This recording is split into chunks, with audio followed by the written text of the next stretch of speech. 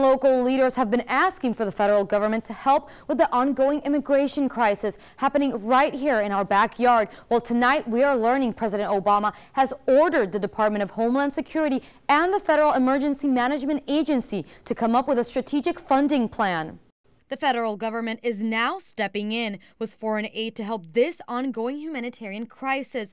Thousands of immigrants are illegally crossing the U.S.-Mexico border daily. The influx overcrowding valley detention centers beyond their maximum capacity. The federal government is not just looking at enforcement, it's looking at humanitarian efforts and some solutions to the real problem, which is how do we help these countries in Central America deal with the violence and the gangs and the other problems they have, and how do we repatriate these children, get many of them back to their home countries. The government's plan is to send all undocumented immigrants back to their home country, but there will be some exceptions. Now, $800 million in foreign aid is earmarked for the project, much of it for security, at-risk youth programs, and creating a strong message for refugees coming. If we don't address the problem in those countries, these people will continue to come.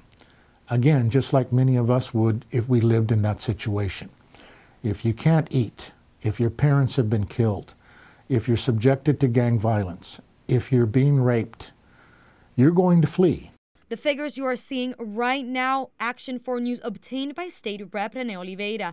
This is the amount of money being sent to Central American countries, mainly Honduras, El Salvador, and Guatemala, where thousands of unaccompanied children are coming from. If you add it up, we are talking about nearly $761 million. The United States of America, the wealthiest country in the world, does not help these countries. We're going to keep seeing these people come to our country, just like most of us would.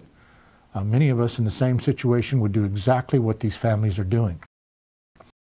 Now, back here in the U.S., new detention centers will open to accommodate families. Ankle bracelets will be used to monitor immigrants awaiting hearings. And more judges will be heading down to southern Texas that will speed up the court hearing and removal process of undocumented immigrants. In the studio, Valeria Ponte, Action 4 News.